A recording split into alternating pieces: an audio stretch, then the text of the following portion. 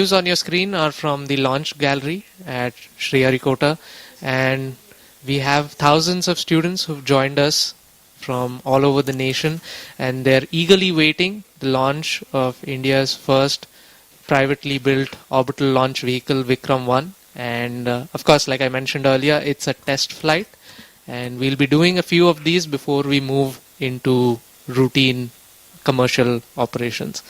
We are in a state of hold for now. For the viewers who've just joined us, we have successfully initiated the automatic launch sequence at T-minus 11 minutes, and a lot of the key events that went into this have been executed.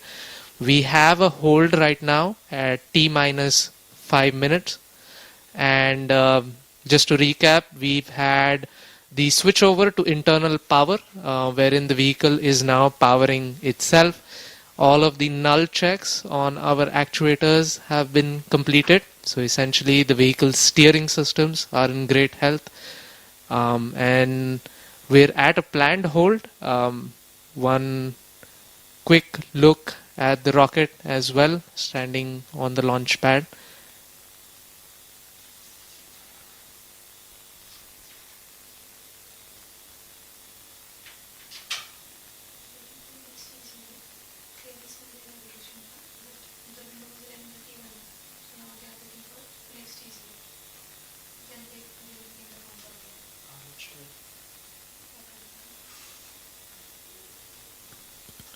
All right, we're getting updates from the mission control teams. The hold that you observe on your screens was due to a hold raised by the navigation team. Vehicle directed to launch control. Please do the needful pre-exercises to reinitiate ALS and confirm your readiness. And we've gotten confirmation that we will be starting ALS shortly. So please stay tuned.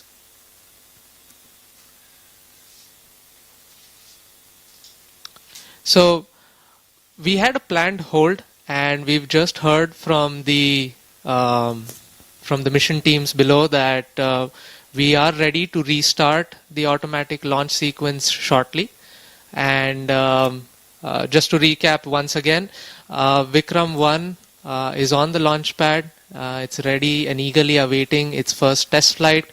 We've had the initiation of the automatic launch sequence, and through that we've completed the internal power switchover, which means the vehicle is now powering itself using its own batteries. We've also had the null checks been completed, and we're now waiting for the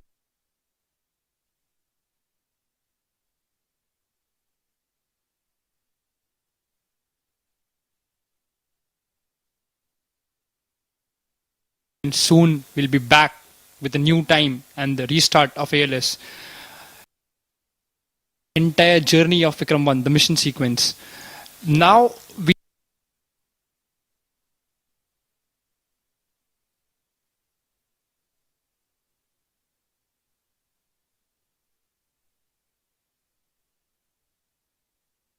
will initiate, and after that the stage 2 will ignite, and it will power the rocket through the thinner layers of the atmosphere while keeping the same level of acceleration. That is the point. And later on in the stage 2, during the stage 2 burn duration, later half, you have the payload fairing and it separates, and this is the first time when the payload or the satellite is exposed to the atmosphere or to the space, thinner, the higher layers of atmosphere, which is exactly nearly close to space. Yeah. Having protected the satellite throughout the ascent, that the fairing's job is done. Yeah, that's right, Akhil. And you mentioned that the PLF or the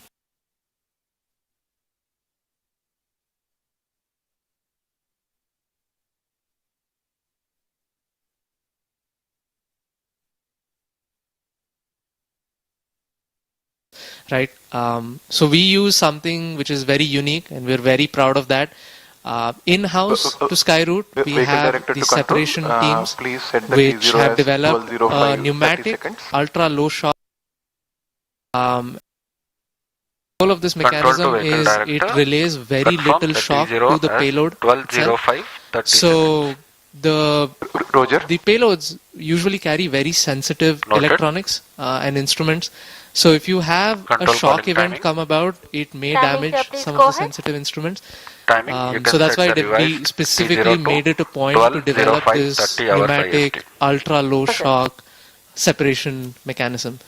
Like, for the knowledge of our viewers, I would also like to reiterate, most typical rockets, they use pyrocords, which use explosive charge to shear out the bolts and separate or jettison the entire stage, which could be catastrophic for some sensitive payloads.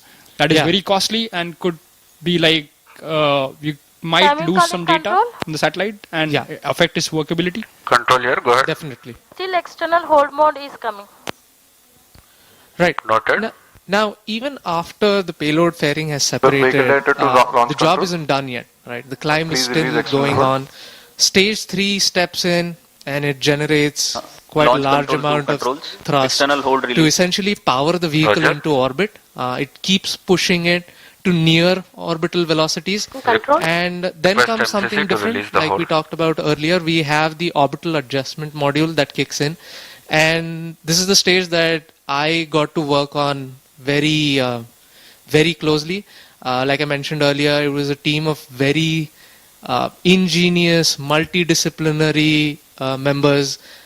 We had teams from systems, propulsion, dynamics, quality, safety, reliability, CFD, design. I mean, you cannot count these fields on the fingers of your hand, and they all had to work in unison to build this stage. And then once it starts working, it will precisely place all of these satellites into its intended orbit. And you might feel like all of this is happening. There's so many things happening, right?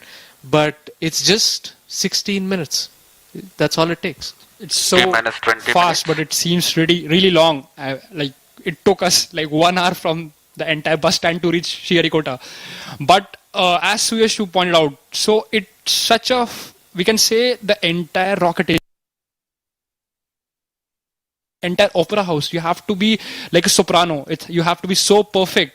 Every system, every individual and every component should be in tune to engage all the systems at the right moment so that we can have even a small ignition.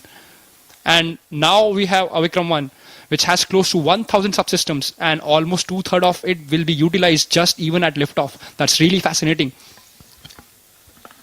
So we've gotten confirmation, and you might see it on your screen shortly as well. The countdown has restarted. We are resetting to T-minus 20 minutes. And we are at T-minus 19 minutes for the information of all our viewers. Other ground stations about the. Please confirm. Control timing in external hold mode. CNC copied. New PGM files shared. Roger. Timing to control timing in external hold mode. Roger.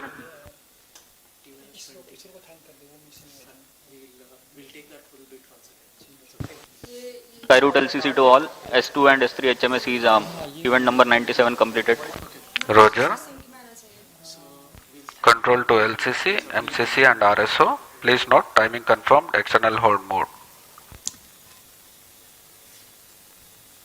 Payload LCC to all station. New T0 is 12:05 30 seconds.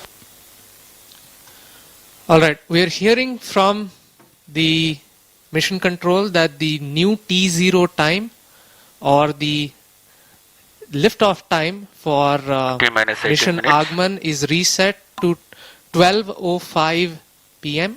So stay tuned, we'll be with you and we'll give you some more space trivia. We have a lot of those, and we'll also take you through the journey of the rocket as well.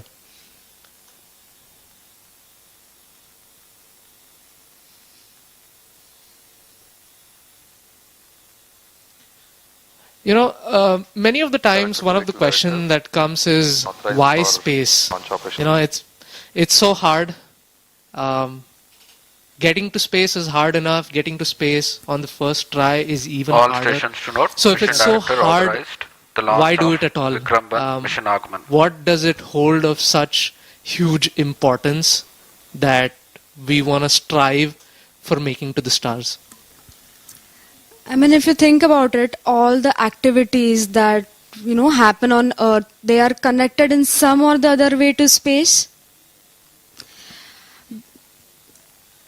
Space has quietly become a part of our daily life. Every weather forecast, every map that guides us home, every digital payment and long distance call leans on us. It all leans on a satellite somewhere overhead. And I mean, it's like the human curiosity that takes you really farther. And like humans, we actually like complex things, and we just it's not just enough to stay on one planet. And so that's why the man decided to take a decision to set off to some higher horizons. And it is still, after 80-90 years, the complexity still remains so high in space travel. Yeah, and one question that comes about is, how do you make all of that happen? The new launch IST So- is 12:05, 30 seconds. Right, Copy. we've just gotten call out and confirmation that the new T0 is New PGM 12:05 files have been p.m. shared with external Just as a stations for the reiteration same to use. all our viewers. Roger. So, we were talking about what it takes to make all of these happen, and of course, we would like to thank ISRO for all their support, from opening the doors to the Satish Dhawan Space Center, the historic first launch pad, issuing us guidance and helping us with all the nitty-gritty details. They've worked with us day and night on this. They've treated this vehicle as though it were their own, and they're so committed to making sure that mission Agman reaches its intended orbit, that they've essentially become a part and parcel of the Skyroot family. They treated the minus vehicle as 15 their own, minutes. as you correctly said, Suyash. Like, they have been involved with us throughout the entire campaign, Vehicle directed to helped Skyroot Launch us, Control. and along You with can ISRO, we would initiate also like an to automated launch take a sequence pause at to T minus thank 11 in minutes. space, and they have acted as a bridge between the government organization, facilitating all the review meetings, everything, and allowing us access to SHAR, all the policies, all the reforms. So thank you, in space, for all the efforts, and thank you for rooting for Skyroot. Yeah, one interesting thing, and this is a personal experience as well. We did Mission Prarambh in November 2022, and believe it or not, the headquarters of InSpace were inaugurated in June 2022. That's just 6 months from our Yeah. first launch. So you might have to imagine that it's just 6 months, and they've had to imagine and they have to write and draft all the policies that are required. They have to make sure that they T minus know 14 minutes. how the mission is going to be, regulated. What do we need to do to essentially handhold the space sector, the private space sector? It was very seamless, indeed, very seamless, the way they took all of it. Yeah, very true. It definitely is not an easy job, and they've excelled at it. Same goes with ISRO. We've had, cases where they've been chasing after us. Yeah. I remember those days. Yeah, and it's quite, empowering to know that the government is playing such a huge role.